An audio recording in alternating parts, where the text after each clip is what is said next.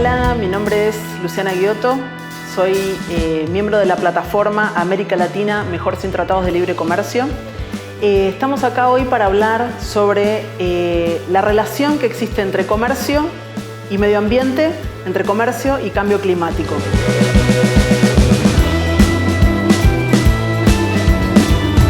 Lo que queremos traer es primero esa pregunta, es decir, ¿cuál es el vínculo? ¿Hay un vínculo entre los temas del comercio global y el cambio climático? Bueno, en realidad sí, todo tiene que ver cómo entendemos y cómo explicamos este comercio creciente a escala global.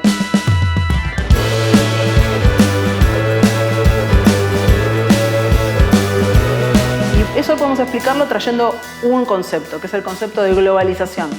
Generalmente cuando se habla de globalización se hablan de distintos aspectos. Se hablan de aspecto, por ejemplo, cultural, de cómo las culturas se han acercado, cómo podemos googlear y encontrar información de cualquier parte del mundo. Eso sin duda es un aspecto de la globalización y tiene que ver con el avance tecnológico, que en realidad nosotros hoy lo vemos como una realidad, pero es un proceso bastante reciente.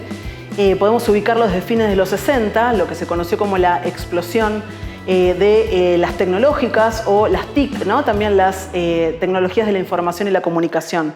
Lo que vimos con esta explosión tecnológica es que esto permitió a las empresas que estaban ubicadas principalmente, las de manufactura, en países como Estados Unidos o los países europeos, empezar a generar estas tecnologías justamente que abaratan y hacen más simple trasladar procesos productivos hacia otras partes del mundo. Eso también se conoce como proceso de internacionalización del capital, es decir, estas empresas salieron de la metrópoli del norte hacia el resto del mundo a producir gran parte de los productos que hoy vemos, desde un teléfono celular, una computadora, un auto, un avión o también una remera que usamos para ponernos todos los días.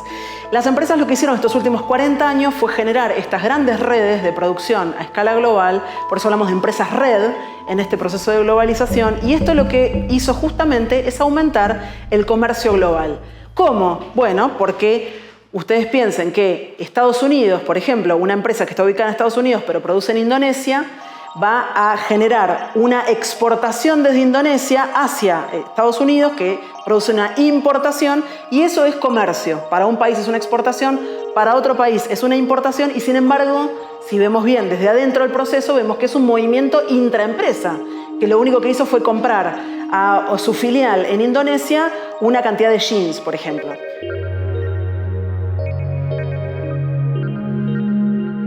Entonces, ese proceso de comercio, que es un proceso que aumenta de manera exponencial desde los años 70, encontramos que hoy es claramente lo que domina el mundo. Esto lo vimos con claridad, por ejemplo, cuando recientemente, ya en el contexto de la pandemia, hubo este buque que quedó trabado en el canal de Suez de una empresa china, Evergreen, y vimos cómo se generó una enorme espera de una cantidad de buques que circulan por todo el mundo llevando y trayendo este tipo de productos de las empresas que compran en un lado y que desde su filial, incluso desde su filial en otras partes del mundo, por ejemplo el sudeste asiático. Esto lo que ha hecho es aumentar el comercio. Entonces lo que tenemos es cada vez más de estos buques. Las empresas de buques, justamente, que son lo que se conoce como también marina mercante, son una de las empresas más sectores más contaminantes del mundo, porque lo que estamos viendo es una enorme cantidad de recursos de energías fósiles que son requeridas para que estos buques se muevan. Entonces tenemos ya ahí un elemento importante: buques que circulan por el mundo con la única racionalidad vinculada con el comercio y la ganancia de estas empresas, a quienes les resulta mucho más barato producir en estos países que están a 10.000, 15.000, 20.000 kilómetros de distancia, en vez de producir en su país de origen, digamos, ¿no? Tanto sea Estados Unidos, Canadá, como en los países europeos. Entonces ahí tenemos un elemento importante. Otro elemento importante tiene que ver con algo que desde los 90 venimos viendo, que son los tratados de libre comercio. Los tratados de libre comercio y el gran paraguas de la Organización Mundial de Comercio lo que generaron fue un candado, es decir, una cantidad de frenos a la capacidad regulatoria de los estados por sobre esos movimientos comerciales. Entonces los estados firmaron estos tratados donde se comprometen a reducir los aranceles al máximo posible, y a su vez a permitir la libre circulación de capital, la libre circulación de mercancías y a facilitar incluso con actos administrativos, actos legales, esa circulación de capital. Entonces ahí tenemos un elemento importante, que no es solo una realidad que el comercio ha aumentado de manera exponencial en los últimos 40 años, sino que a su vez los estados firmaron estos tratados y son parte de la Organización Mundial de Comercio para, en todo caso, decirle a las empresas, nosotros les damos la seguridad de que pueden venir a sentarse a nuestro territorio en forma de inversión extranjera y que de esa manera nosotros como Estado no vamos a tocar de ningún modo esa inversión, que ustedes van a tener la facilidad para importar y exportar, para generar movimientos intraempresa y además pueden venir a usufructuar de los servicios públicos de nuestros estados, hacerse cargo de las concesiones, hacerse cargo de incluso presionar para que los estados compren en sus compras públicas a estas empresas, a mega empresas de las metrópolis, y esta cantidad de candados que los estados han firmado como parte de estos tratados de libre comercio generan que el comercio en realidad, en lugar de tener frenos, tenga justamente cada vez menos frenos, cada vez menos reglas, cada vez más libertad.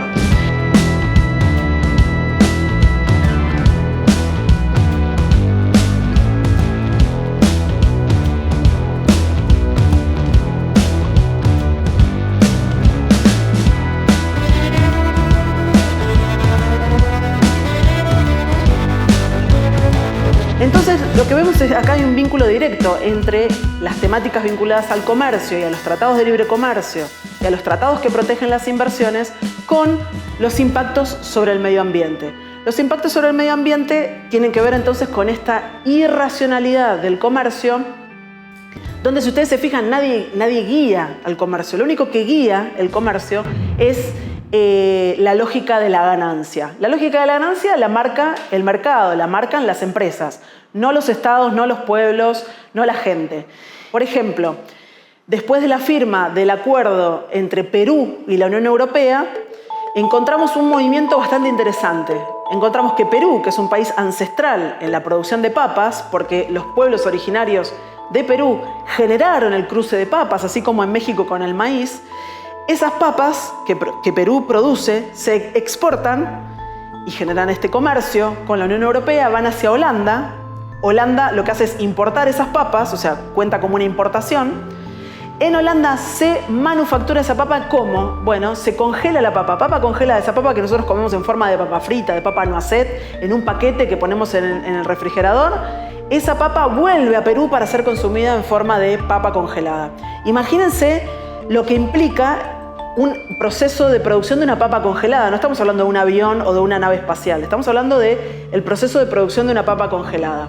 Y en realidad lo único que dicta esta realidad de la papa que viaja 10.000 kilómetros y vuelve otros 10.000 kilómetros en buques, en camiones, generando enorme cantidad de dióxido de carbono que se libera al medio ambiente, la única lógica que lidera esta realidad es la lógica de estas empresas que deciden producir esto desde un país como Holanda en vez de instalar estas plantas en Perú.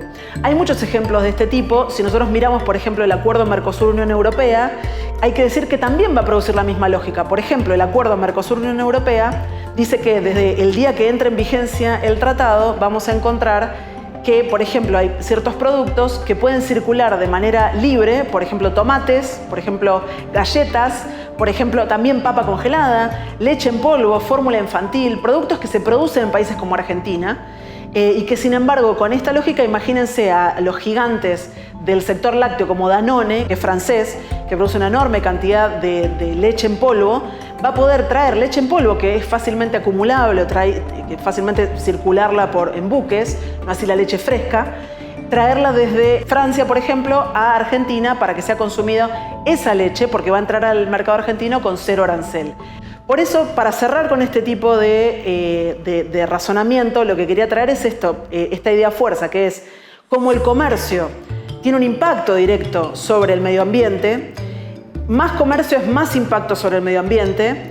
Ni siquiera estoy hablando del proceso de producción, sino del comercio.